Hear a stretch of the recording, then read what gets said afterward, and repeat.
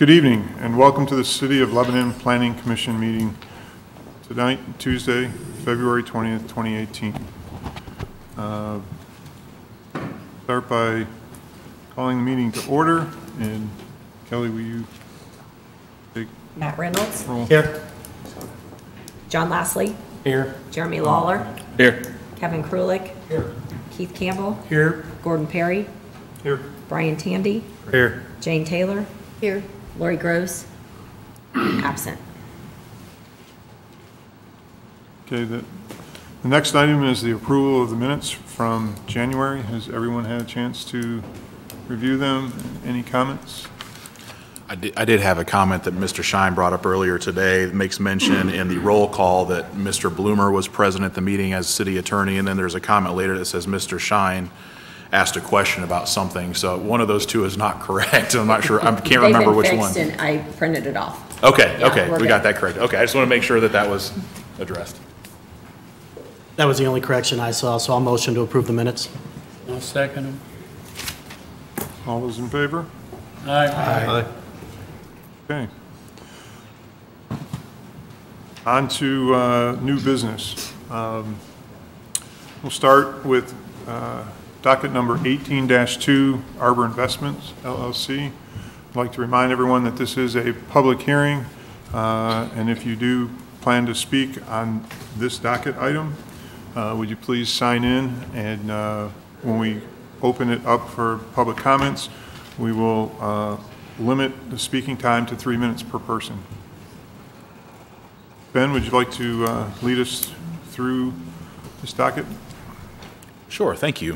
Planning Commission members, first item before you this evening is Arbor Investments LLC. This is a change of zoning from the current zoning of SF2 single family residential to a PUD plan unit development zoning classification. This is a rezoning application for a proposed single family residential subdivision to be known as Riley Ridge, located on about 25 acres in the vicinity of Riley Road, Interstate 65, and Clear Vista subdivision. I will walk through a little bit procedurally first. This is the first PUD application the city has seen in probably more than 10 years. So I'll walk through a little bit procedurally how this will work from tonight moving forward and what you'll be reviewing tonight, and then I'll walk through some of the specifics about the project itself. So for a rezone to plan unit development, there are two preliminary elements that you'll be reviewing. One of them, the first step of that is tonight. So this would be an ordinance to rezone the property to plan unit development designation. What that allows the developer then to do is write their standards for the development, and more specifically in an ordinance where they intend to vary from the SF2 underlying zoning classification. So in the ordinance that you're reviewing for tonight, they've established a set of development standards specific to this project and specific to their design where they're varying from that SF2 zoning classification. So things like minimum lot sizes, setbacks, minimum home sizes, etc. Those are specific things where they're looking in the UDO where they're going to vary in some way, shape, or form from those standards, and I'll walk through some of those highlights here in a little bit. The second piece of that then is the preliminary plan, which is in essence the primary plat for the subdivision. That element is not before you tonight. That will come to you at next month's meeting. So that would be where you review specific lot layouts, street widths, curve radii, common areas, developments in common areas, the drainage plan, and one element would be then any specific improvements that might be necessary both interior or to the exterior of the development, such as XL, decel lanes, passing blisters on adjacent roadways, etc. Those are typically addressed as part of the preliminary plan and a written commitments associated with that. So that would actually come to you next month. So tonight you're reviewing a PUD ordinance, the rezone from the SF2 to a PUD, and looking at any of those specific variations from our underlying zoning classification. So now walking through this first item specifically, if they can call up the computer screen here for me. Let's see if this is going to work. It's coming up behind you.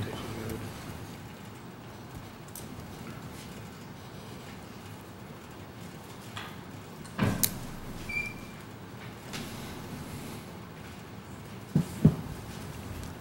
think it's set to HDMI right now.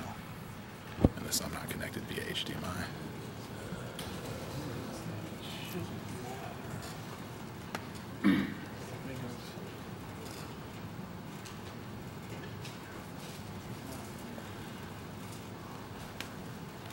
This is new technology in this room, so we're still working this out. So as Matt's working on getting that up for me, this, as I suggested, this is about a 25-acre piece of property. It's just to the west of existing Clear Vista subdivision on the northwest part of town. And I do have an aerial photography outline of the property as soon as we can get this pulled up. It's bordered by Clear Vista to the east. To the west is Interstate 65. To the north is actually the southbound exit ramp off to the Interstate 65. And to the south is an existing Prairie Heights residential neighborhood, very similar to this. This is an area where it will be provided access off of Riley Road and also from an existing stub street in Clear Vista, which is West Witt Avenue. So those would be their two access points. Let me pull out. All right, kind of walking through, I talked a little bit about the procedural process tonight as the PUD ordinance. They're asking for a rezone for a development known as Riley Ridge. Where their PUD ordinance doesn't address something specifically, the underlying zoning district standards will apply. In terms of the development standards, there we got it up. I've provided a table in the staff report, and it's also in the PUD ordinance that outlines some of those variations, and I've provided a table that provides some variations. The Riley Ridge requirement versus the SF2 zoning classification. So minimum lot area, they're requesting a minimum 5,500 square feet, whereas SF2 is a minimum 9,000 square feet. Lot width 50 feet versus 75. Lot frontage 35 versus 40. Front yard setback 20 feet versus 25 in the SF2 classification. Side yard setback 5 feet versus 7.5 feet for SF2. And then square footage minimums are 1,200 and 1,600, one-story, two-story versus 1,500 square feet in the ordinance. In terms of the architectural landscape standards, let me pull up the home elevations here and there are a number of them. Essentially, what they've provided is a series of home designs that I can scroll through as I discuss. A series of one-story and two-story home plans, and they've addressed some specific elements. If I can get, as far as our requirements, this shows you some examples of the home elevations that would be provided in this neighborhood.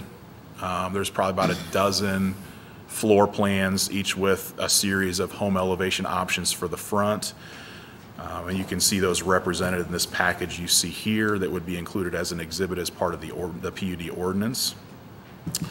In terms of specific architectural requirements, they have an anti-monotony requirement, whereas they wouldn't be able to put the same front home elevation on adjacent lots or across the street from. So you won't see two, for example, Chestnut A elevations next to each other across the street from each other. They have to be either a different elevation of the same floor plan or a different floor plan. So you won't have the same home next to each other as you go throughout the neighborhood. On corner lots, where you have two street frontages, you obviously have the front of the home that will face one of those streets, and you'll have a side of the home that will face one of those other streets. And what they've committed to there is that for a one-story home, there would be at least one window on that side elevation facing the street to break up that side elevation. And on two-story homes, there will be at least two windows on that side of the home facing the street. Masonry requirement. As you can see here, most of these that you see here, the options include masonry, and they do have a minimum requirement of at least 50% of the front elevations. Or if there is a front porch, then it would be a minimum of 30% of masonry, so there will be masonry on every home in this neighborhood. We have requested and they have agreed to side gable overhangs. So in this, for example, on this home, you see here, you can hardly see it, but this side gable overhang that's showing up is being flush with the side. They have agreed to where it's siding, that it would be at least a 12-inch overhang, and where it's a brick, it would be at least an 8-inch overhang on the side of the homes to add some depth to that side. Siding, they'll use a minimum vinyl siding thickness of 0.042 inches, and that's a fairly common industry standard. Roof pitch would be a 512 primary roof pitch. And then for the landscaping, we had to address several specific items here. Lot landscaping. The front yard will have at least 2 front yard trees and 8 shrubs in a foundation planting bed. And that will be in the front yard. On the corner lots where there is a side yard that we would consider front, they would plant an additional tree in that side yard. So we'll have landscaping on both street frontages in the front yard. In addition, there will be at least 1 canopy tree planted, a street tree planted for each, at least minimum of 1 for every home lot. On a corner lot, there'll be at least 2. So we will have street trees between the sidewalk and the street, at least 1 per lot. The front yard will have at least 2 trees and 8 shrubs. On a corner lot, there'll be an additional tree in the side yard. So they have provided significant landscaping. And in terms of a perimeter landscaping, let me pull up the, it's going to be hard to see it on this plan because this is more of a plat. And they'll be able to, I'm guessing the applicant has some additional information here in a second that we'll be able to see this a little bit better too. So this plan is actually turned on its side. Interstate 65 is actually at the top of this, and that's west. So in terms of perimeter landscaping, they're going to install a landscape buffer along the west frontage, which would be on the I-65 frontage. They're going to preserve any mature trees that's in that existing stand of trees across the interstate. And then they're going to plant additional evergreen trees, 6 evergreen trees every 100 lineal feet staggered. So that would be provided along the interstate to provide additional buffer. We've also talked about, we actually talked with the Clear Vista Homeowners Association. They asked if we could, what the process might be to approach NDOT about extending the sound barrier wall that's just south of here to the north that would provide both a barrier for this neighborhood and also Clear Vista. We're looking into that, but that would be something that would be a part of NDOT as far as providing screening there. In addition, on Common Area 2, what you see is this little triangular piece here. It is actually wet detention. It backs up. It's in the backyards of some of the Clear Vista homeowners, and then also there's, I believe, 2, if not 3, larger lot single-family residential homes that are adjacent to it here to the north or to the right, as you see on this one. And they're going to provide a landscape buffer along both of those frontages where they're adjacent to existing homeowners. They're going to provide evergreen trees planted every 20 feet in that area along those two common boundaries there. So our ordinance specifies decision criteria that need to be addressed as part of any PUD, and I will walk through those here. The first is that the current conditions and the character of current structures and uses in each zoning district, kind of looking at those in relation to what's proposed. Riley Ridge, the PUD, is proposed in a location that's surrounded by residential uses, both existing similar residential neighborhoods as well as several large lot residential homes. The proposed development is similar in character to the surrounding developments and in a location that has historically been contemplated and planned for residential development. The second element is the most desirable use of which the land in each district is adopted. So as previously stated, the comprehensive plan contemplated residential uses for this property, and the surrounding land uses are all residential in nature. The highest and best use for this property is residential development. The conservation of collective property values throughout the city of Lebanon as a whole.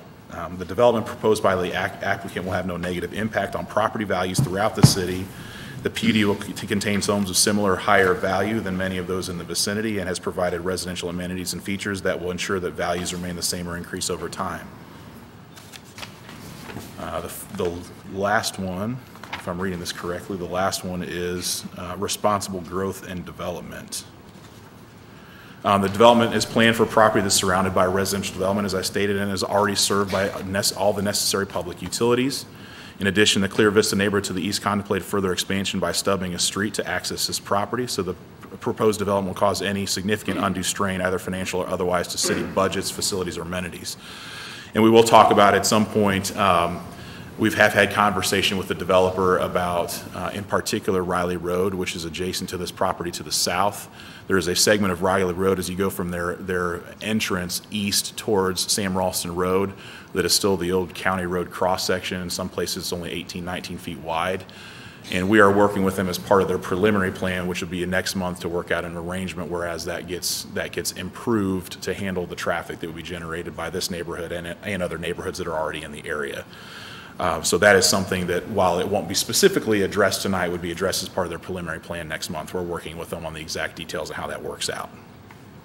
As far as the other facilities in the area, they're adequate for the type of traffic that might be generated by these 85 lots that are here. We are also on the city side looking at some of the intersections along Lafayette Avenue to determine if there's some areas where we would have to address queuing that might happen in these neighborhoods and on those roads, whether additional stop signs might be warranted, but we're working through that. Mr. Krulik, city engineer, is looking into those items that, again, we would seek to address in some way or provide some recommendation during the preliminary plan phase next month. Staff is, so in terms of what the Plan Commission decision would be, is you're providing a recommendation to the council. This is an element, the PUD ordinance, that gets adopted by the Common Council. So you'd be forwarding this with a recommendation to the Common Council, either favorable, unfavorable, or no recommendation to the Common Council. So those are the three elements.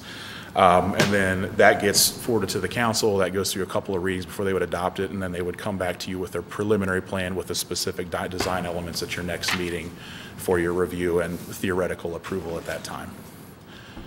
And I'm sure there are plenty of questions, so I'd be happy to address them, and then we'll ask the applicant up and they can walk through their presentation as well. Questions for Ben from the board?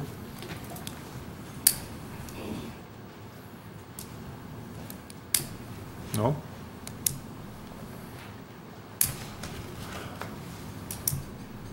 You addressed it, Ben, with the entrances and exits, the roads leading to and from the new development. Those potential improvements would be addressed at the planning stage versus this is just the zoning of the property?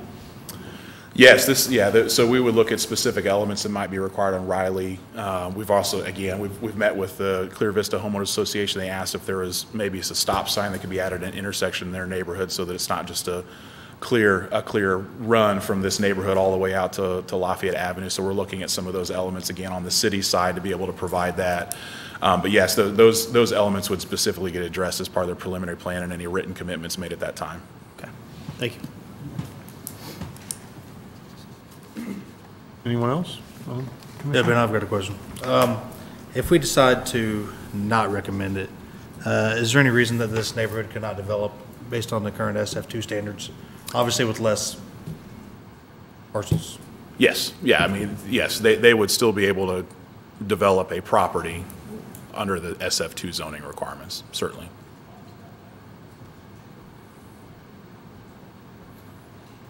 Other questions for Ben? All right, the applicant, step forward. Good evening. My name is Paul Munoz. I'm with Arbor Homes. I'm here with my colleague, Mr. Campbell, who here to present to you tonight the Riley Ridge subdivision. I do have a PowerPoint, but unfortunately, Mr. Bontrager did such a good job of presenting to you guys. He stole about all of my thunder. So every comment I had to make, he's already addressed with you guys. So just a little bit of an overview. We feel pretty confident this is a great partnership between Arbor, Arbor and the City of Lebanon. I think it's a good location. It's a similar mix of what you have in Clear Vista with size and lot requirements.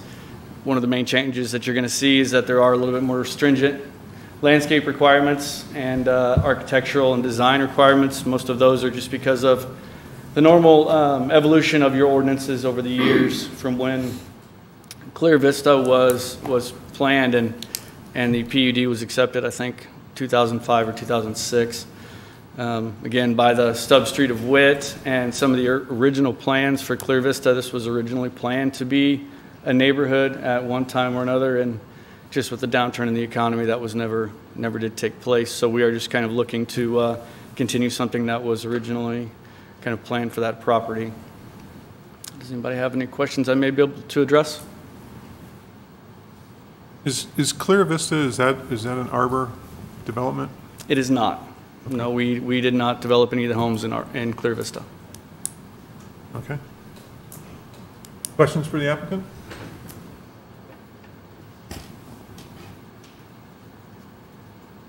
All right. This is a public hearing, and I'd like to open up this portion of the meeting, open up the public hearing portion of this meeting to those that have comments for or against this variance review that we're in tonight. Again, if you're planning on making a comment, we need you to sign in over on the side, and comments will be limited to 3 minutes.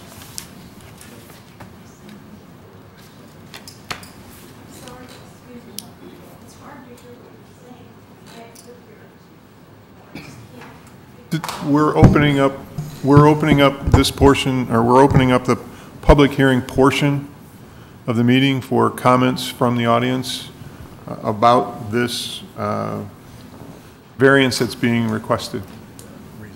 Rezoning that's being requested.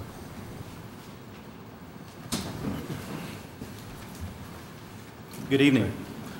We own 4.5 acres adjacent to the property. Can I get you to state your name and address? I'm sorry. Mike Lassley, 1712 Lafayette Avenue. Okay.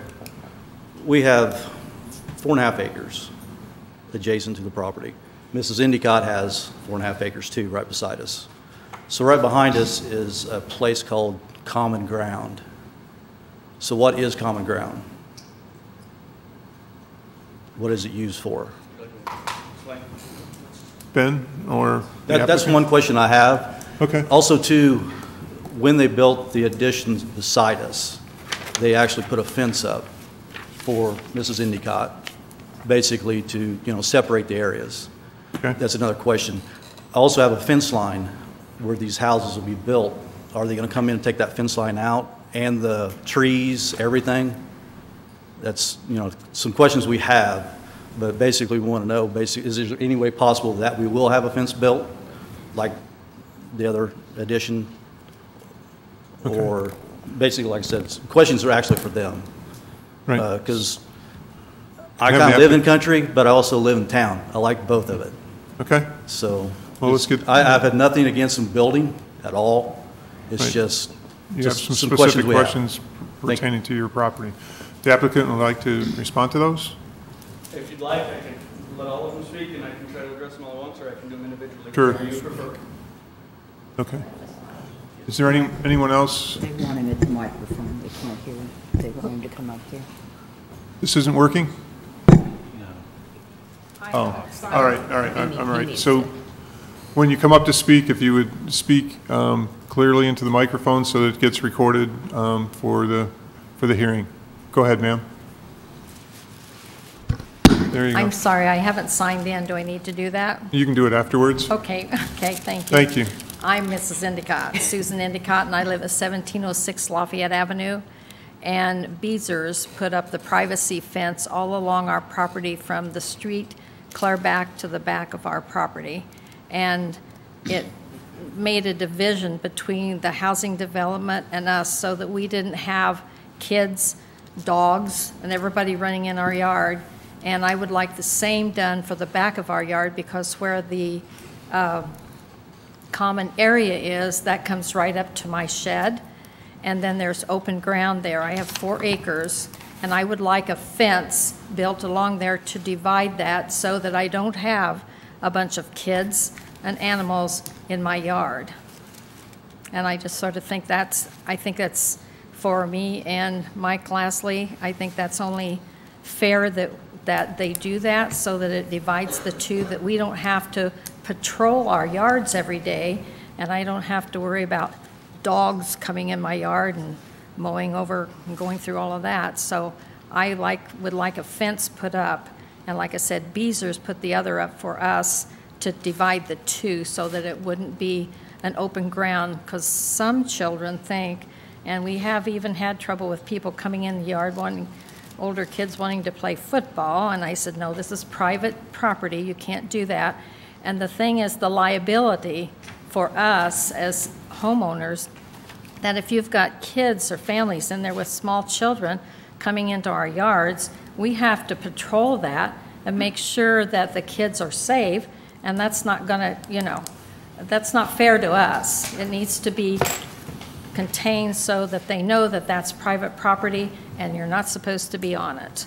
And it sets, a less a liability for us. And we would like a fence in there so that and I'm talking about a wooden fence, not a chain link fence. Beezers did a shadow box type fence. And we would like a wooden fence put in there to save that liability for us so that we don't have to worry about kids getting hurt and being on our property. Okay? All right, thank you. Thank you. I'll go sign in. Thank you.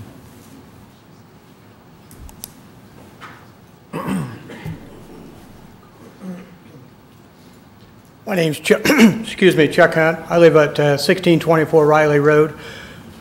Outside of these two guys, I probably got the other biggest piece of property. We got 2.3 acres. It's on the east side.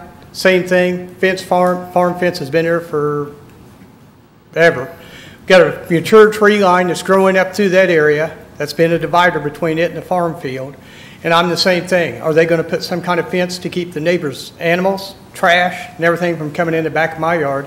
And what's to keep these children, some of them are young, to coming back through the yard and assuming that's just a playground? I don't want that responsibility. Somebody gets hurt, I'm the one that's going to be sued. And that was one of my concerns. Thank you. Thank you.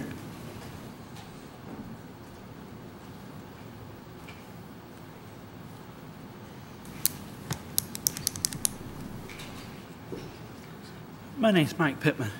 Could you lean into the mic just a little bit more for us? My name's Mike Pittman, 2443 Witt Road. What I want to know is this. When they get done with this, are they going to have that set up to when it rains, it's going to flood us all out now? The complex? Is the ground going to be so high it's going to flood us all out? I would think that the city will take that under review. The drainage in that, I know from personal experience as a professional land surveyor that cannot happen by state law, but I'm certain that the city will take, the city planning department and the drainage and our engineering group will look into that into detail to prevent that from happening. Okay. And another thing, I'm on a septic system out that way. They're not going to, as they're digging, breaking our lines, are they? Wouldn't be outside of their property. Their construction will not be outside of their property. So I wouldn't assume, that's not the greatest word. I wouldn't believe that their construction would work beyond their property. And are they going to put some kind of fence back there or something all where they're doing all the digging, all the way around it? I think the applicant will address fencing issues here after all of the public comment. We will get the fencing issues answered either through actions tonight or in the preliminary plating phase of this. Those fencing questions will be answered in the order of which they get answered. I'm not certain if that's part of tonight's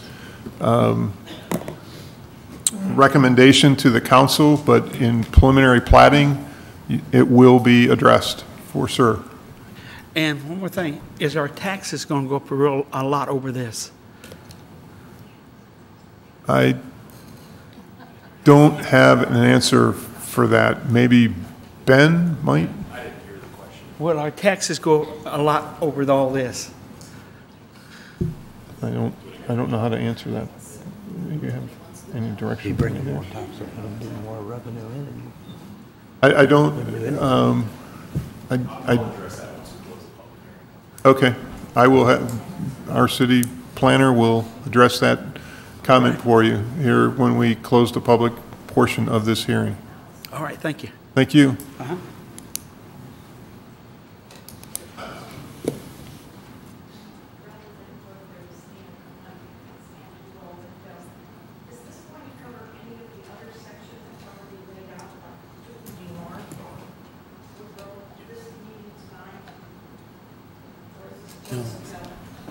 That's the next Yes, docket number. that's the next item. Anyone else? for this portion of the meeting? The applicant would like to come back up and address these questions? Sure, those are some of these questions. Do you want to officially close the public Oh, hearing? yeah, I'm sorry. Thanks. If, barring any other comments, which no one else is coming forward, I will close the public hearing portion of this meeting, and the applicant can respond to the questions that have been raised during that portion of the Sure. hearing. I'm going to try to go ahead and bring this presentation back up because I don't know if it'll show up. Will it show up here? There it is. Okay.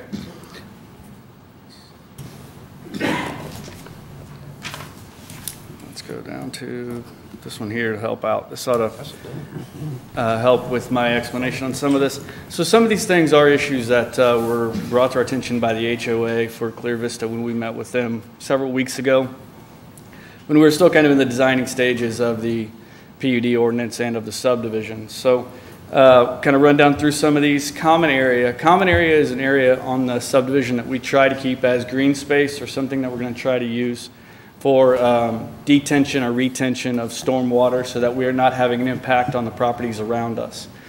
The triangle piece that you see at the bottom of this picture in front of you is the common area that backs up to Mr. Lasley and Mrs. Endicott.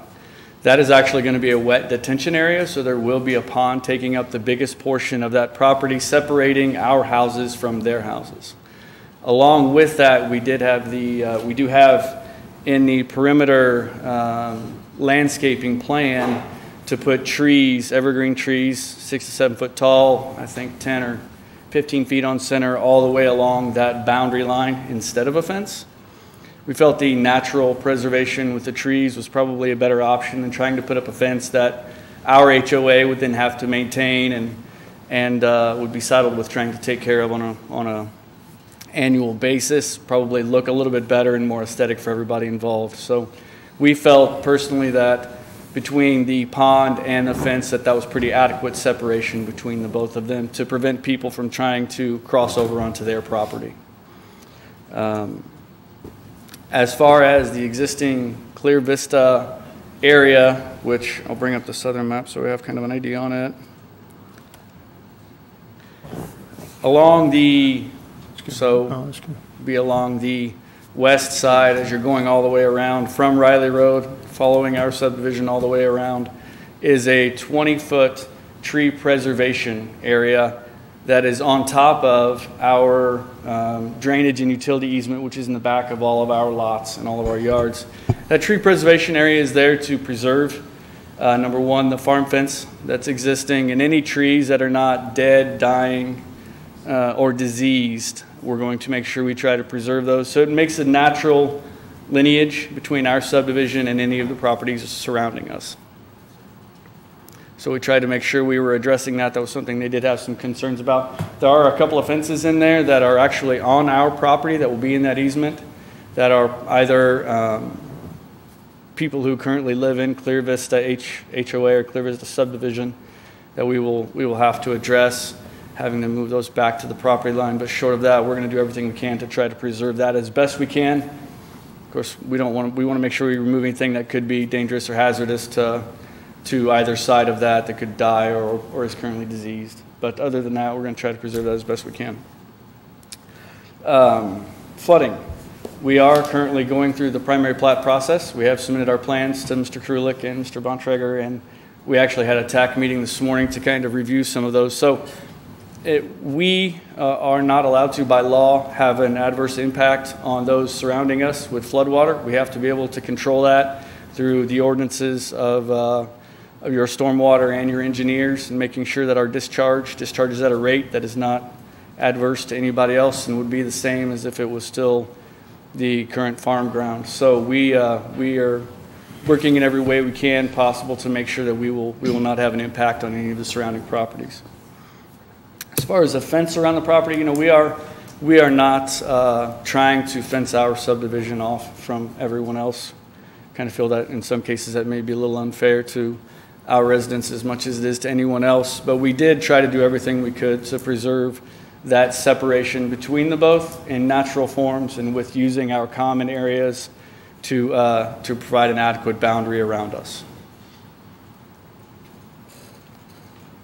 I think, reviewing, I think that was about all the questions, unless you have anything. I have a question on, so the, if you'll go back to that, to your computer, or to the plat. And then the northern part of the subdivision, I'm assuming is a different page. So the southern part, you're coming up along Clear Vista, and the lots, so that I understand it, the lots will not have fences built. You want to do there's this natural, with plantings and such, along Clear Vista. So the ones that back up to this common area that you currently see there, the triangle, that's where there are some fences all the way through there from the Clear Vista HOA. And I'm not sure if that's something that was installed by the previous developer, if those were installed by the homeowners. But if you're looking down through there is fences almost all the way down through there, along with a farm fence that's behind all of those homes. Okay. But at the back of that triangle piece, which is common area for stormwater detention. Yes. Where we have, there were two questions raised with the larger landowners about fencing and tree removal or such along that existing fence line or property line. Specifically, Arbor is not looking to put fencing there. They're using a landscape buffer. We proposed a buffer to the Plan Commission, and originally in this PUD ordinance to provide a natural barrier between that. We felt that between the pond and that natural barrier and the distance that we're talking about from those lots that are rear facing to that common area, that it was pretty adequate to keep people from using that area to traverse back and forth or to try to get into her backyard or his backyard. We are willing to discuss it on a case-by-case basis to look to see if that is not adequate. We can be willing to talk to them about further options, but this is what we are proposing. Okay. Gordon? I definitely think that the fencing makes a little bit more sense for what the homeowners are asking. You know, the trees and so forth, you know, it's great putting them up, but what ends up happening is they die and then nobody replaces them. And I mean, I see that through a lot of different homeowners associations here in town all the time. I think I like the fence idea a little bit better, to be honest. The only comment I would make to that on the part about it dying is that since it is part of the PUD, that Lebanon would be able to enforce them replacing those because it would be a requirement. Just, yes.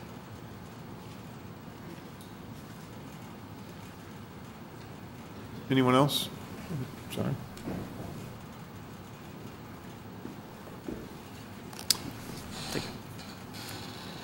I wanted to address a couple of those elements as well. Certainly, this is the proposal by the applicant at this time, but the preliminary plan will actually come for you next month, and we'll look at details associated with fencing, buffering, et cetera.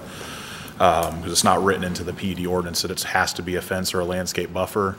In fact, I think it is there is an option where they could install a fence. So we'll take the comments under advisement and work with the applicant on a suitable solution that would come to you at next month's meeting. So this is their proposal at this time, but I've obviously made a number of notes and comments about this, and we'll review it with them before your meeting next month. So to clarify for me, Ben. Yeah. The issue, the comments and concerns that have been raised here tonight, in particular, the fencing, that doesn't have a bearing on the zoning change, but it becomes an issue in the platting phase. Correct. Is that a correct statement? Correct. Is that the correct logic? And unless their ordinance specifically says that they'd be allowed no fences in the neighborhood, then that's a design element we would address as part of that preliminary plan next month. Which I'm not aware, I don't recall there being a statement in the ordinance suggesting that there could be no fences, so. Okay. But that would be an element that we will work with them to address at the meeting next month. It does, like I say, their ordinance does say they identify the landscape buffer that they suggested, both around that common area, detention area, and then also along the frontage with Interstate 65. There is a item 29 in the ordinance perimeter fencing standards. It says a developer may choose to install a 6-foot tall opaque fence in lieu of or in combination with the landscape buffering as designed for common area 1 or 2. So we'll work with them to come up with a specific design element to address these comments for that preliminary plan next month. Okay, so it's what the zoning change or the change that we're looking for is doesn't have to do with the development standards at this time. Correct. They will be addressed. We will definitely address it as part of their preliminary plan next month.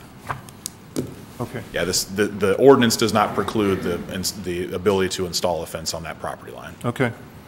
And then there was another question about property taxes. I guess the question would be is if an assessment on a property would go up as a result of there being development around it, that would theoretically maybe increase the taxes incrementally. But it would be based on their assessment increasing, not necessarily the property tax rate increasing. So, I mean, this development's not going to add any sort of undue stress to the city in terms of operations or maintenance, et cetera, of existing public infrastructure. So the property tax rate itself wouldn't necessarily go up. It would be theoretically maybe the assessment on these properties may increase as a result of improvements around them, theoretically. So that in terms of the property tax increases, it would be incremental as the assessment potentially increases. Okay. Other questions for Ben?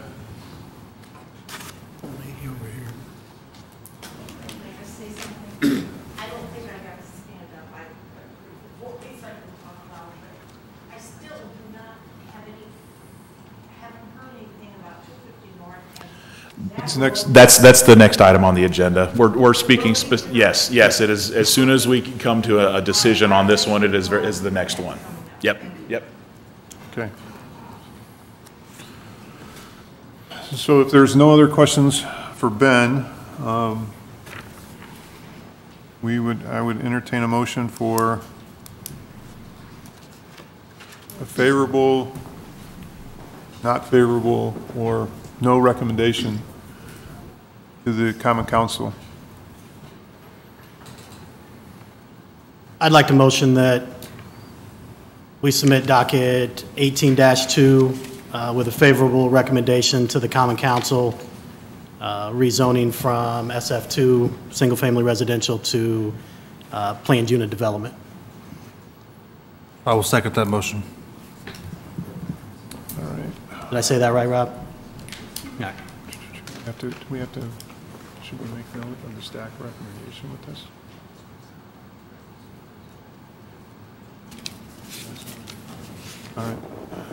All right. We have a motion and a second. Kelly, will you take the roll? Matt Reynolds, Yes. John Lastly, Yes. Jeremy Lawler, Yes. Kevin Krulik, Yes. Keith Campbell, Yes. Gordon Perry, Yes. Brian Tandy, Yes. Jane Taylor. Yes. All right. We will pass along a favorable condition to the recommendation to the county council, city council, I'm sorry. Thanks. All right, moving on to docket number 18-3, which I believe, ma'am, you're here to have comment on. Ben, would you lead us through this docket item?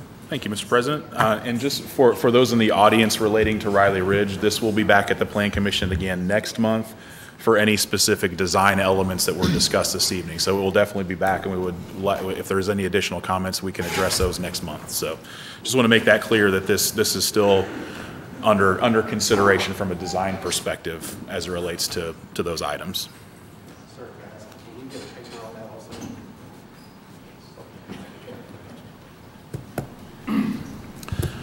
Okay, docket number 18-3. This is Gradison Land Development. They are proposing a very similar application we just heard. This is a change in zoning from the current SF1 single-family residential zoning district to a PUD plan unit development. This rezoning application is for, again, a proposed single-family residential subdivision. This is going to be called Sunbrook Subdivision. It's about 54 acres, bordered by Witt Road to the west and 250 North to the north. And I will pull up, just for purposes of those in the audience that are just curious about the exact location of this development. As you can see here in this map, there's about 55 or so acres. Witt Road is to the west. This property has a couple of narrow, or I wouldn't say narrow, but a couple of locations where they're adjacent to Witt Road, but for the most part, they're back behind a series of larger lot, single-family residential homes that are along Witt Road, and the same condition exists on 250 North. There's a small little I think it's about 80 feet wide where they have access to 250 North. And then you've got a series of single-family homes also on 250 North there. They're bordered on the east by the CSX rail line, and then you can see the backside of the Walmart building was the big white rectangle that you see on the far right or east side of this property here. So they're in an area that's bordered to the south by a single-family residential neighborhood of similar design, and there's a series of commercial and/or residential developments to the east of them. To the west, it's either agriculture or a larger lot, single-family residential development, same condition to the north. So I will walk through again, just a reminder, this is a similar situation to the last one. You're considering their PUD ordinance tonight, and then the preliminary plan specific design standards. We'll take a look at those tonight, but those specifically will get approved as part of the preliminary plan approval that would take place next month here at the Plan Commission meeting. So again, we're reviewing the PUD ordinance. Again, this is a development named Sunbrook. They are proposing 208 single-family residential lots in this development. And again, where they are not specifically addressing some variation from our ordinance standards, this SF1 zoning classification, that the SF1 standards would apply. So walking through what some of those elements are, I'll pull up their concept plan also here in a second. So similarly, I provided you a table where they were varying from the UDO requirement for the SF1 zoning district. Let me rotate this view here.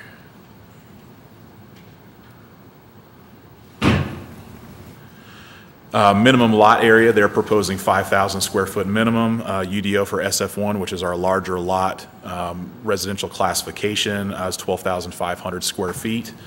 Minimum lot width 50 versus 100 for SF1. Lot frontage 30 versus 50. Front yard setback 20 versus 25.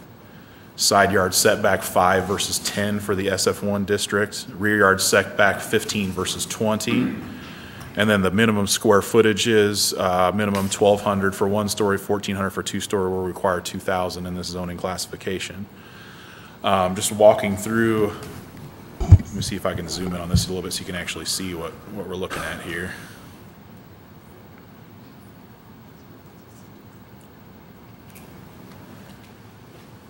So as you can see here, this is the northern part of the development. That narrow access point on 250 North, they're providing their secondary access to the neighborhood there.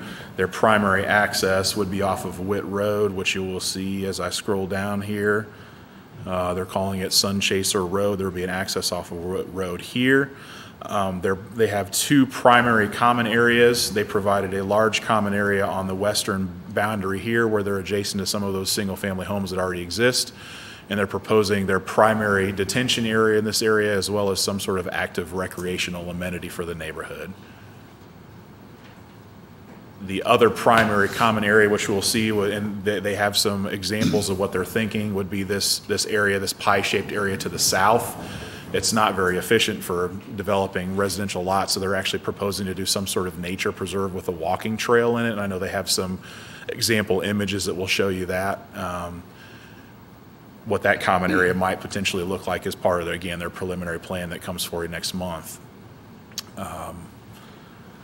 On the architectural landscape standards, some similar elements that we saw in the last one. the anti-monotony requirement, whereas they wouldn't be able to put the same front elevation either next to or across the street from one that's already existing. On corner lots, home constructed on corner lots, similarly, the side of the home that faces the second street frontage would be required to have at least a minimum of one window. And I believe actually they only have 2 homes that actually have windows on the side, so there would only be 2 home designs that they would actually permit on the corner lots.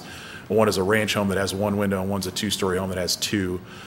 So again, we'll have a similar situation here, the last one, except for they're restricted on the design of these homes to the ones that already have windows on the sides. As for terms of masonry, there is no masonry requirement proposed. They have a cottage-style design. I'll let the applicant talk a little bit about this design. This is a neighborhood proposed by Ryan Homes. Gradison is the land developer and doing the entitlement work. So this is a line of home by Ryan's Homes. It's got a specific design standard for cottage-style homes, which I can show you here in a second. They can also walk through it with you.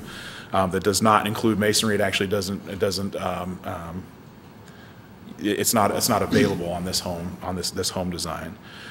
Here also, we talked about the side gable overhangs on the last product. We did require that same requirement to this developer. The standard home elevations did not include side gable overhangs, and we were able to get a commitment for an 8-inch side gable overhang. And this represents 4 of the 5 homes that are available in this neighborhood.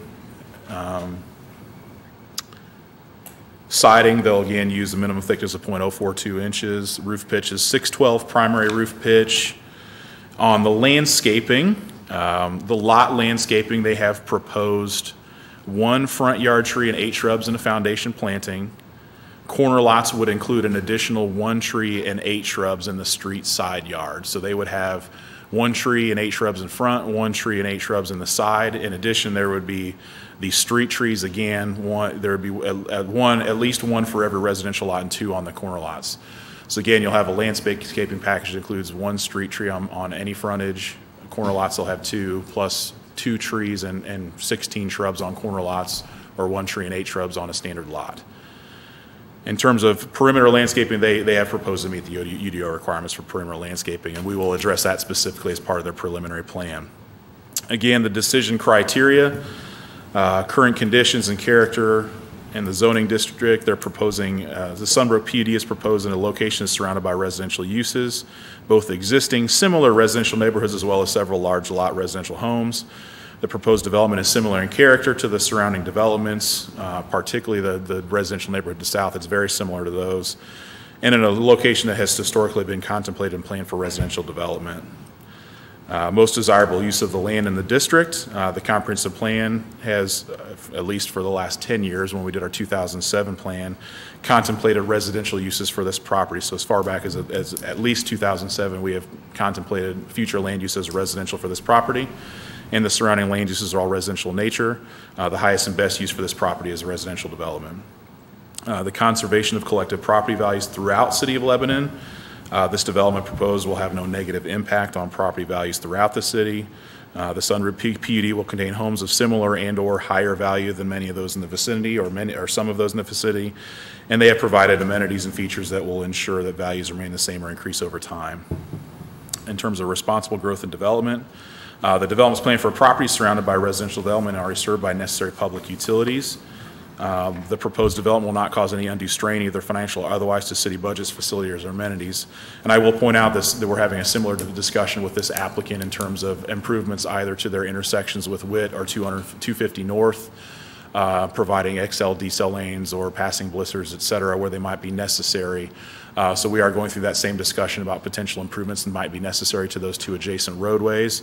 In addition, so water lines are on both WIT and 250 North, so that accessing this neighborhood for water is not an issue. The sanitary, they will have to come from the lift station that's just around the corner up 275, just slightly northwest, but that will be all a cost borne by the applicant to provide that extension from that lift station. So again, in terms of costs associated with the city, there's no undue costs associated with this development. Staff recommendation, again, this is very similar to the last one, where we'd be looking for a favorable, unfavorable, or neutral recommendation to forward this ordinance to the Plan Commission. And again, I would be happy to answer any questions, or if there's any of this additional information, I can pull it up. And then the applicant also has a presentation they can walk through with you. Questions for Ben? All right. May I hear from the applicant, please?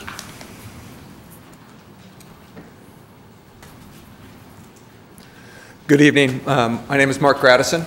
Gradison Land Development, offices at 6330 75th Street in Indianapolis. Thank you, members of the Planning Commission, for this time this evening in front of you. Ben did a wonderful job describing Sunbrook. I will go into a little bit more of the details and how we've come about with our site plan and our vision for Sunbrook in Lebanon. Many months ago, 6-8 months ago, we started meeting with Ben and staff, Kevin, the mayor, and wanted to run everything by them on where we were headed.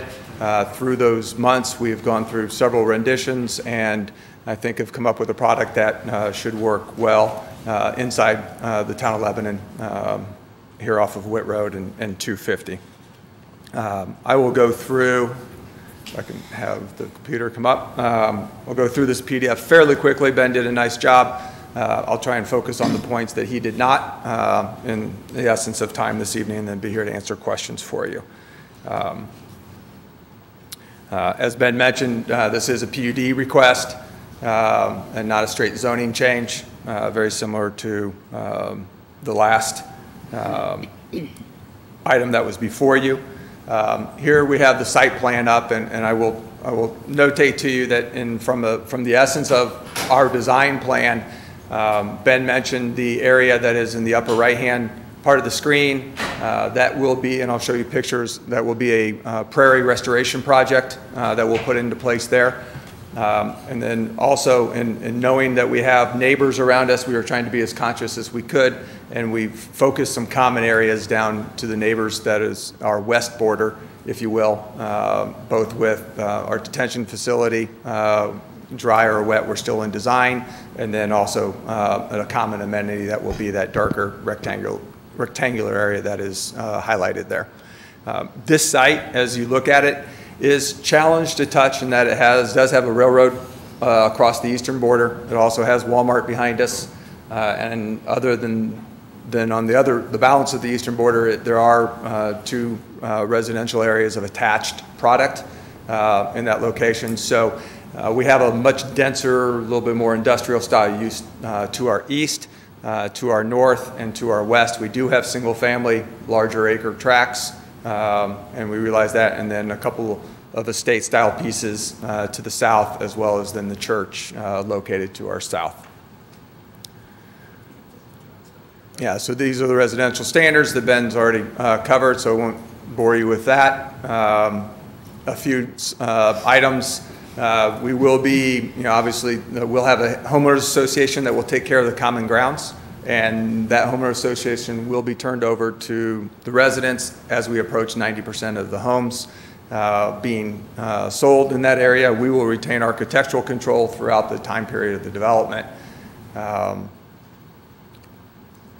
Scanning through here, most of these we've already covered. So this is the sample picture of the green space. This will be truly a prairie restoration project. We'll use fescue paths throughout the development, throughout the open space. We aren't sure exactly how the design will end up, but it will end up in some sort of nature like that. We may even institute a little bit of a wetland restoration project inside the prairie as well.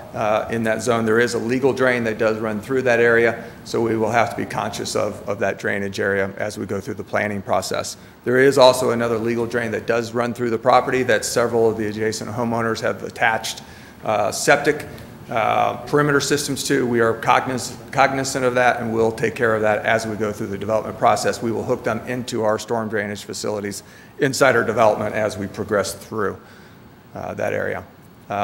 Ben showed you the cottage style elevations of the homes that Ryan is proposing. The one thing I will tell you is that, and it's kind of tough to see from this screen. Are there more individuals? Okay. So all of these homes are have several different types of siding on them. They have architectural embellishments. So if we look at the two-story one on the right here, you can see up in the gable of the two-story area, they've got some architectural elements there. This particular one does have shutters on it. It has a front porch. All of the homes will have cottage-style garage doors with windows included in there. So that will help the appearance of the front-load garages immensely. Other things that you will see on these is there will be a combination of lap siding, board and batten siding, shake siding, at least 2 different types of siding, if not 3 on each and every home. So that helps immensely with our front elevations with this product. That's the reason why we don't have the masonry. We're spending the money in the siding part of things with different elements to help out. So that's kind of the full, that's it, right? So that's the kind of the full gamut of the elevations. There will be an anti-monotony code, as the last applicant had, where we will make sure that colors and elevations and the streetscape turns out the way we need it to. We also will be focusing quite a bit on the landscape. We wanted to make sure we took care of those corner elevations as well on those lot corners. That's for the most part all I have. I'm more than happy to answer any questions you may have this evening. Question from the commission for the applicant? I got a question, Mark. Was there a reason that possibly the retention pond would not go in the southeast corner where your prairie would go instead of right behind the other homeowners? Most of that has to do with topography. That is a higher location in the neighborhood. Okay. It would be very difficult to get the water there, and then also to get the water to our outlet. Our outlet, the legal drain, actually runs through where, let me go back to that so you can see it. So the legal drain, if you look at the green, I'll highlight over the top of it, but the green, if I can find my cursor. So the green area that runs east-west, I mean, it's up and down, or north is to the left of the screen. Right. But that's the approximate location of the legal drain, or that's where we will pick it up and make that legal drain. So that's also going to become common area. So that legal drain area will then run through, and then it discharges through the area here into the legal drain and goes across the street. So that is right down where it kind of needs to be from a topography standpoint. Just curious. No, good question. Ben, I have a question for you and him also. Next month, we'll talk about the HOA, right? I know that's an issue. Yes, I mean, as part of their preliminary plan, they would also have covenants and restrictions that get recorded as part of that preliminary plan, and the HOA is, of course, part of that discussion as well. I'm aware of that, so I just want them to know that when they come next month, I'll have some questions for them. Sure. Okay, thank you. If you have anything specific, I'd be more than happy to, or we can do it offline if you like, but would like to understand where your questions may be so we can make sure we address them for next month. Okay. Okay? I'll do that. Mm-hmm. Other questions for the applicant from the commission? Okay, at this time, I'd like to open up the public portion of the hearing for those that would like to make comments on this zoning change. We ask that you be sure and sign in over on the side here, and we'll limit comments to 3 minutes. So, public hearing is open. All right, my name is Adrian Pinedo. I live at 1206 Thomas Drive. One thing I would like to ask you guys to consider is, where are all these children going to go to school? Is there going to be a rezoning? Because obviously all these kids in all these neighborhoods cannot go to Harney. There's just not enough room there. Also, another question I would ask is the traffic coming off of Lafayette Avenue and over to 250, what improvements will be made to these roads, and would that cost taxpayers to do that? Because obviously that's a big question too, because right now those roads are not equipped, in my opinion, to handle all that traffic. Because if you come in over off of Riley Road, Lafayette Avenue, it takes forever to get through there. Also, what other question do I have? I think that's mostly it, just with the schools, where all these kids are going to go to school. I think that's maybe something that we would ask to be addressed.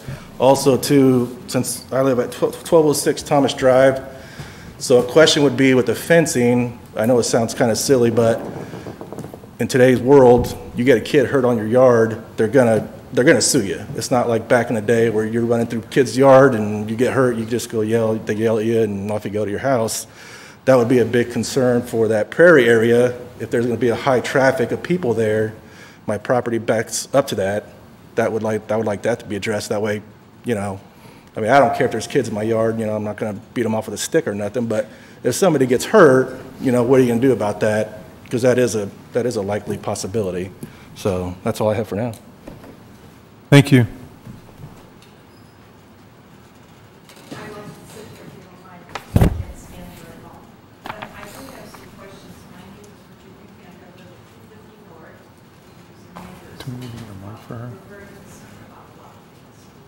I think one second. Do we have a portable mic? Do we have a handheld mic for her? Mike. He's bringing you one, ma'am. He's bringing you one. You can stay there. You can stay there.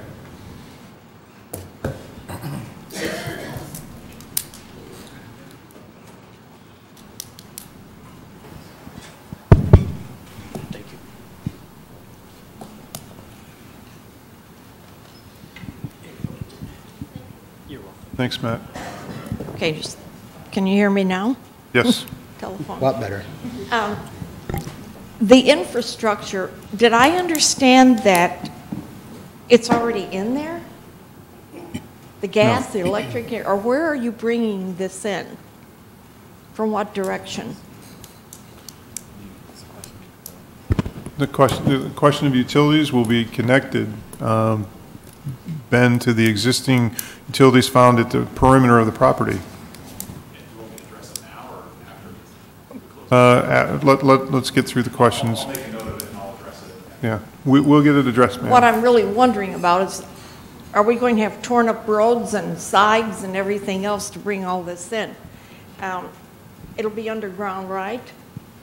You won't have light poles and all that? All right, so if it's Lebanon utilities, are we going to have to be included in this and will be assessed for it in our property? This is another question. Will we be forced to have these utilities and things that we don't have? We have septic right now. We're wondering about that. You said that the flooding or the water would be included in your development, right?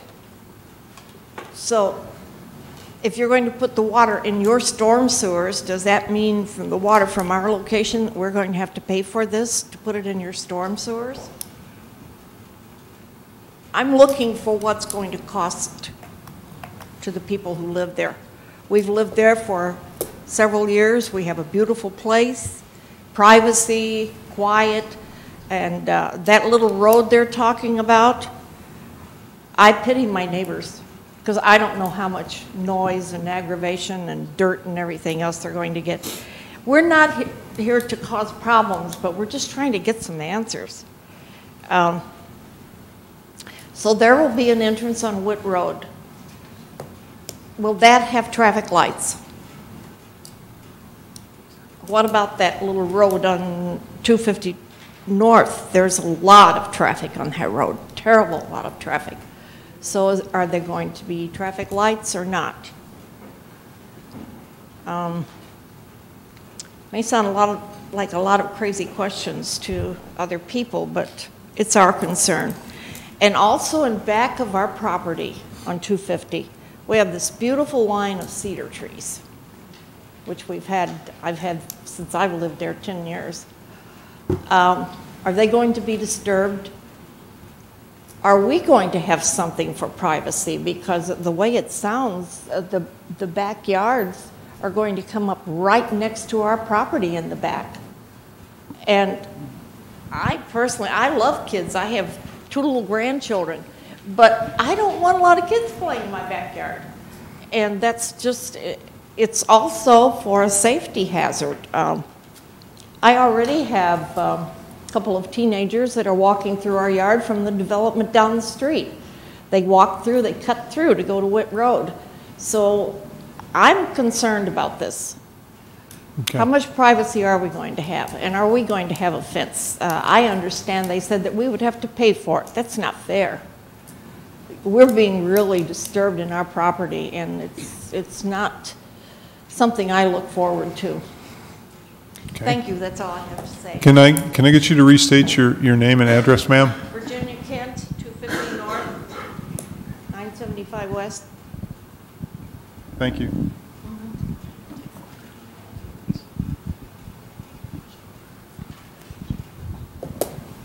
Sir?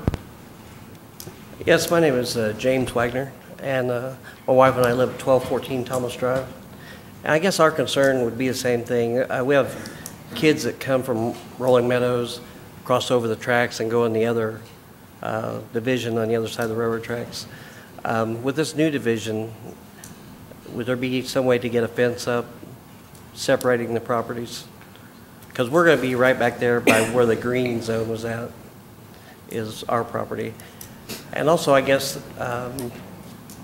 the traffic around there is another, seems like the roads, you know, with 200 houses, there's going to be a lot more traffic. And so I was wondering what they plan on doing there with Witt Road. Okay. And just curious, do they have a price range on these homes? What kind of homes are going to be built behind us? Or, and that's all I have. We will try to get, after we hear the others, we will try to get some of those answered. Thank you.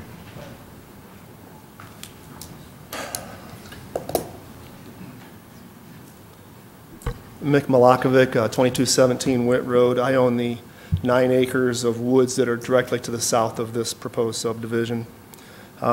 Much like, first of all, I want to say I really like the prairie restoration idea. It's beautiful. Anytime you can do something to benefit the environment, I'm for it. But I, like the others, have my concern about fence and natural boundaries, which is it going to be. We already have problems with the subdivision to the south of us sometimes. I've actually had families come into our woods and build tree houses, and then I have to take it out. And I've had another family who routed their dishwasher and laundry waste through a plastic PVC underneath our ground and then disposed of it in our woods. So that's obviously not sanitary. So you can picture that 9 acres of woods behind your house would be a pretty tempting place for a kid to go play. I know I would. But I think considering, like the gentleman said earlier, considering liability, there needs to be something that would stop them. Not a natural boundary is just not going to do it. So I'd encourage you to work with the builder.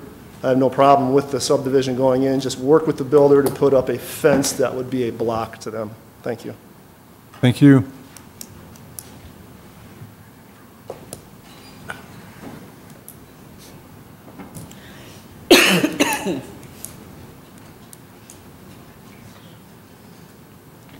My name's Mike Pittman, 2443 Witt Road.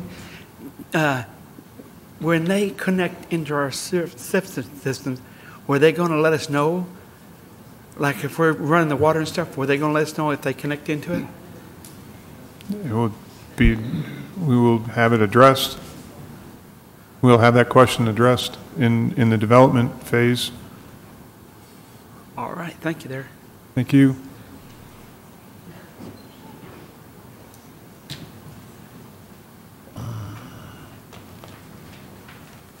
Hi, Jonathan Emmenheiser. I live at 2403 Witt Road. I've got a couple questions. The first thing that I noticed is the zone or the proposed development plan that the homeowners received, and the one that I believe Mr. Gradison put up has a square detention pond.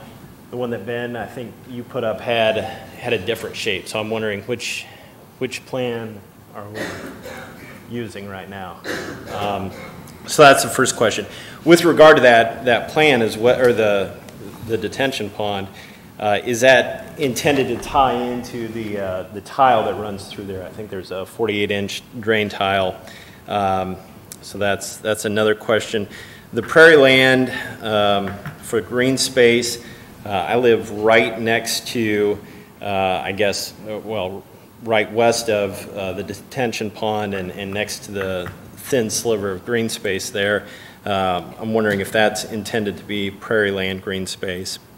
And then just how much and how far along into the process are you with regard to considering the traffic flow and how much of the property owners' properties might be needed either in the immediate future or later in the future with regard to expanding the roadway to accommodate these 208 homes. So those are some of the questions that I've got.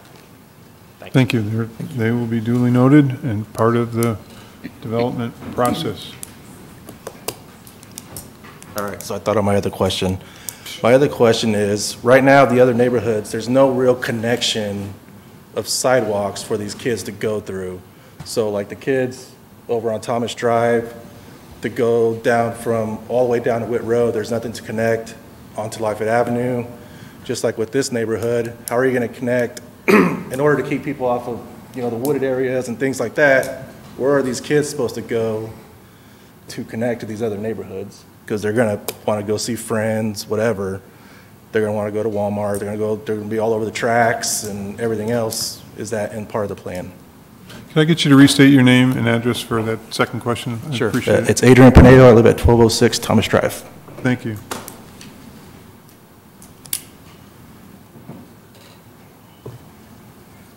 Anyone else from the public wish to make a comment? Barring not seeing anyone, I will close this portion of the public hearing and ask the applicant to step back or Ben. Okay, Ben. I will address as many of these comments, at least preliminarily, as I can. Some of these will get addressed further as part of the preliminary plan next month, but in terms of the schools, we'll have to work with our school superintendent and the board in order to determine attendance. I don't have numbers on attendance at the school that would be impacted by this area. They may have to look at redistricting or something. I don't know.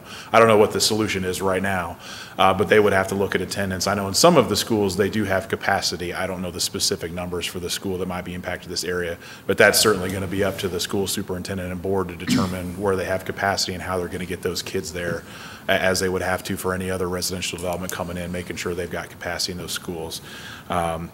In terms of, I know there were a number of comments made about traffic and road improvements. We have a preliminary traffic analysis that the applicant had completed that recommended a series of improvements at their intersections with Witt and 250 North in terms of providing XL, decel lanes and passing blisters so there's not backups of traffic at their intersections with those two roadways. Because of the nature of the improvements that were suggested, we did ask the applicant to complete a full traffic impact study that would look at a wider radius impacts in this area other than just directly adjacent. So they have actually already ordered that, and it's going to be complete in the next couple of 2-3 weeks. So we will have some additional recommendations that we would address again as part of the preliminary plan at the next month's meeting. But we do understand that there's going to be impacts of both of these roads. This is a little bit unique in this area because the area that they're developing is within the city limits of Lebanon. Most of the right-of-way of 250 and Witt Road are not in the city of Lebanon. They're still county roads. But we are working with the county highway director to understand what their requirements might be. We're also having discussions about whether the city takes over maintenance of both of those roads as part of this. We haven't had those conversations with them yet, but they will be coming up, and hopefully the next week I'll be working with Mr. Krulik, city engineer, to organize those discussions and go through the details of that. So yeah, we are definitely very aware that 208 lots are going to have an impact on the area, and we're seeking to address those as part of the plan, of the design elements that will come for you with the preliminary plan next month, which would include that traffic study to determine whether there's any other improvements that might be necessary in the area. In terms of specific recommendation, it was asked if there was going to be traffic lights. I'm fairly certain that the level of traffic from this neighborhood to the adjacent roadways wouldn't be significant enough to warrant a traffic light, but we will be looking to see if turn lanes are required and things like that. In terms of the utilities, Again, any extensions that might be necessary is a cost borne by the developer. Water is directly adjacent. Sewer, they'll have to come from the lift station, probably about a quarter mile away, maybe not even a quarter mile away, bringing it to this neighborhood. As far as whether neighbors would be forced to connect, no, they would not be forced to connect. If you wish to connect, we'd be happy to have that discussion, but in no way will the city force you to connect. Water is already there, and I'm not aware that the city has forced anybody to connect to those water systems. In terms of the cost to pay for it, again, the city will be installing all of the utilities to the neighborhood. And then we also have what are called availability fees that address the treatment of waste and the conveyance of water to the neighborhood. So as each home is built out there, they will pay almost $4,000 per lot to the city to cover the cost of us providing those services to the lot. So again, the capital expense is borne by the developer. The cost to provide those services to the lot from an operational perspective are also borne by, as each individual lot is developed, they will pay those availability fees. So there should not be any additional cost that the adjacent landowners will have to bear in order to extend those utilities there. It's all borne by the developer and or by the, I guess, ultimately the individual homeowner that buys a home in that neighborhood. The pond layout, yeah, the actual layout of the detention facility is not finalized yet. There's a couple of different, they're still working through their drainage calculations and getting drainage approvals from both the county surveyor and the city drainage board, I guess Board of Works. They're working with Butler Fairman, Mr. Kerry Daly, to determine the exact drainage requirements and make sure that they're not causing any undue stress to the adjacent waterways or drains. But yeah, the question was brought up by Mr. Emmenheiser. It would be looking at in that county regulated drain, the drain tile that runs to the west and crosses Witt Road. That's where they would outlet their pond. And again, yeah, they're looking at those additional drainage requirements and getting those finalized and approved by the city and the county. Let's see, sidewalk connectivity was brought up. They're clearly going to be installing sidewalks within the neighborhood and along any road frontages where they're adjacent to Witt or 250. The city is going to have to look at evaluating, and actually we do have some money in our budget to address sidewalk connectivity throughout the city. We obviously can't address everything every year, but we're definitely aware of connectivity up in this part of town. There's a number of segments of sidewalk that are missing. Again, one of the big challenges, and especially in this section of Witt Road, is it's a county road and there's actually no right-of-way associated with it other than essentially just pavement width in order to maintain the road. So anywhere where we'd be going up in this area, we'd actually have to go and purchase right-of-way from adjacent property owners in order to install a sidewalk. So we are aware of that, and we're looking into providing as much connectivity we can and when we can afford to do it. I think I've addressed as many as I am able to. And again, much of these are design elements, so we'll get into this as they bring in their full preliminary plan next month. I'll let Mr. Graddison come up. I know there's a question about price range and some of the retaining cedar trees, et cetera, adjacent to existing lots. So I'll let him touch on some of those items.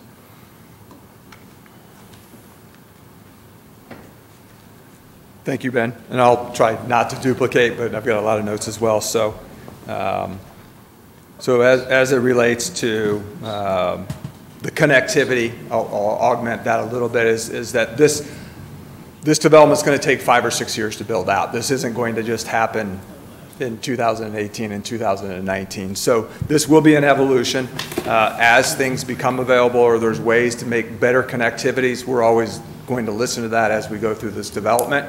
I think once our first 2 sections are complete, we will have connectivity from Witt Road to 250, which will help from any traffic. We will have at least a road system to be able to go through there, and eventually we will have sidewalks once all those homes are built, so that will help immensely from the connectivity perspective. It doesn't establish connectivity, unfortunately, to the adjacent neighborhoods, but as Ben mentioned, hopefully that can happen someday in the future.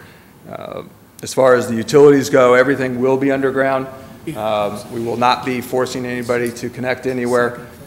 Those utilities are there. If you want to connect, such as sewer or water, I believe that will be up to you. And as far as the cedar trees go, no, we don't want to touch those. We will stay as far away from those as we possibly can. That's a beautiful stand of trees along our northern border there, and we will do everything we can to preserve that tree line running through there.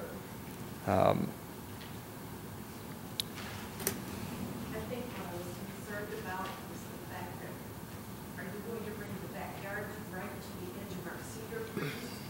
There will be drainage, there'll be swales and other drainage facilities that are in our rear yards. The homes won't be all the way back up to you, especially where you guys are located.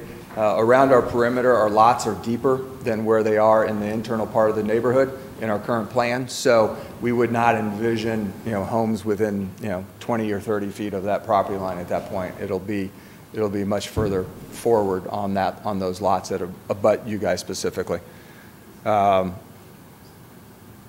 far as the prairie goes, let me describe the prairie a little bit more. Actually, I may even just pull it up.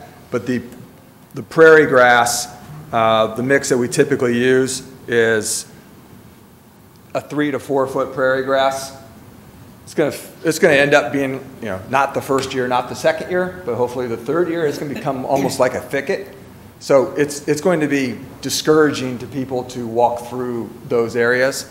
I would be happy to commit, as we go into the next month's plan part of things, that to make sure that our path system stays a good 50 feet or 60 feet or 70 feet off of our perimeter, in order to make sure that we have a nice stand of prairie grass that people aren't going to just wander through, just to help from that perspective. The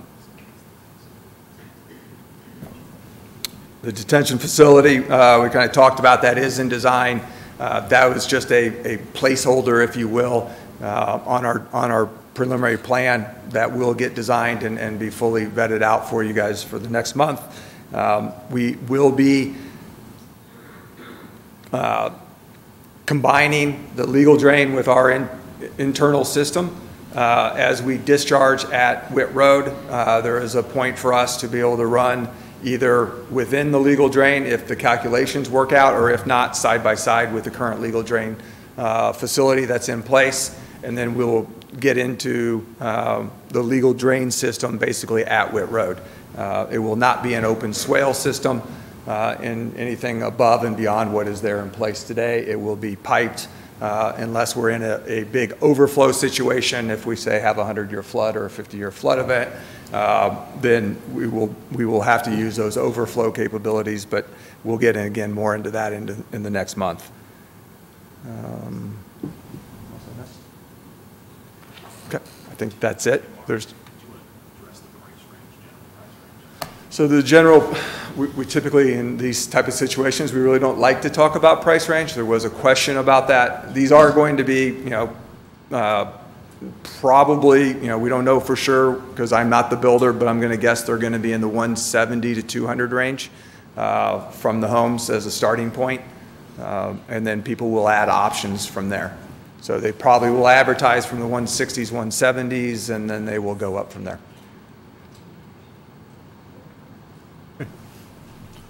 Questions for Ben or the applicant from the commission?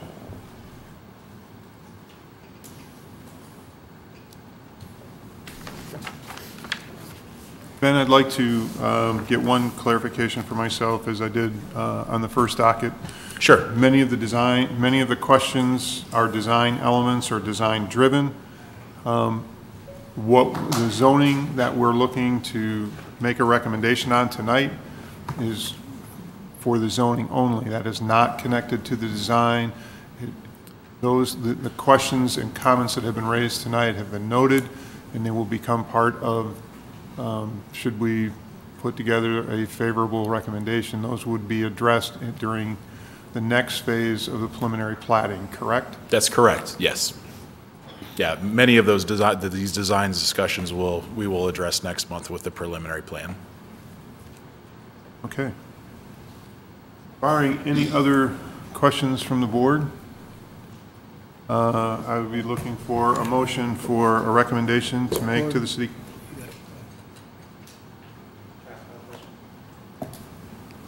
Can we do that? Yeah. Sorry.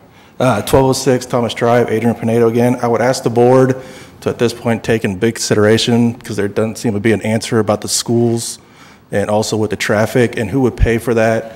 And if there has to be a turn lane of some sort, would that cut into people's yards on 250 or Witt Road? Would you be taking some of that property from the homeowners? It doesn't affect me, but I know it does others. I think that's the biggest thing out of this meeting is please take in consideration where literally all these kids are going to go to school with this neighborhood, the neighborhood that might be approved over in Clear Vista. It's a lot of homes coming into that area, and I think I would ask that you guys make sure that those questions get answered. Thank you. I could address some of the traffic concerns. Sure.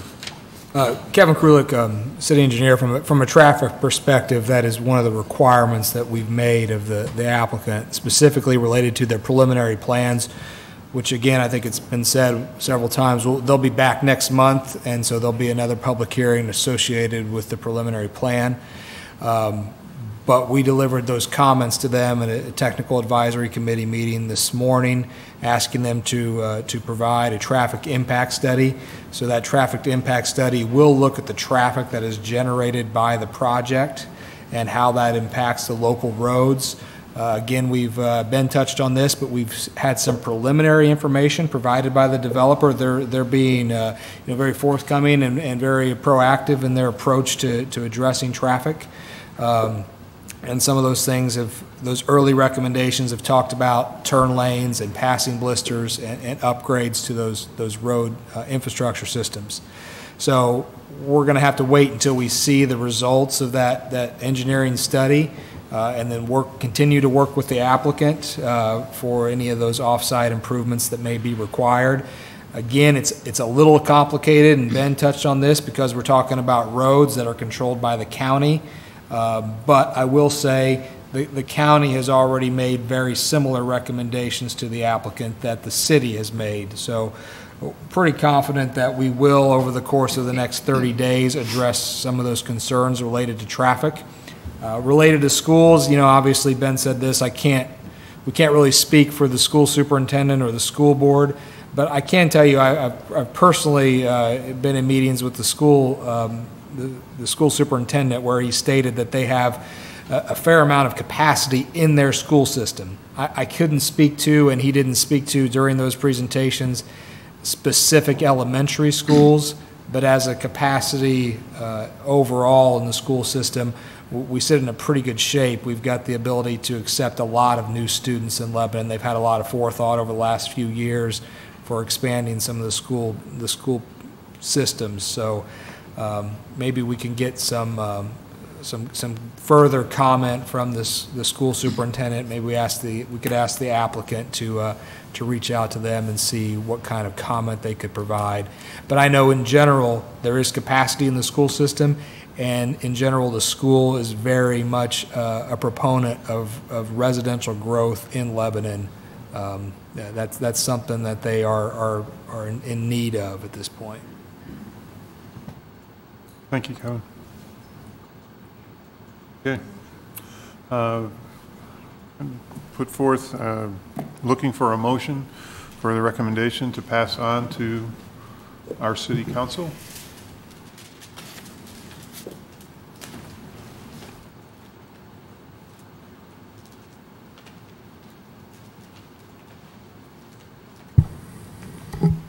I'll motion to send with a favorable recommendation, docket 18-3, for the rezoning of the property from SF1 single-family residential to planned unit development. I'll second. We have a motion and a second for a favorable recommendation. Kelly, you take the roll. Matt Reynolds? Yes. John Lastly? Yes. Jeremy Lawler? Yes. Kevin Krulik? Yes. Keith Campbell? Yes. Gordon Perry? Yes. Brian Tandy? Yes. Jane Taylor? Yes. All right.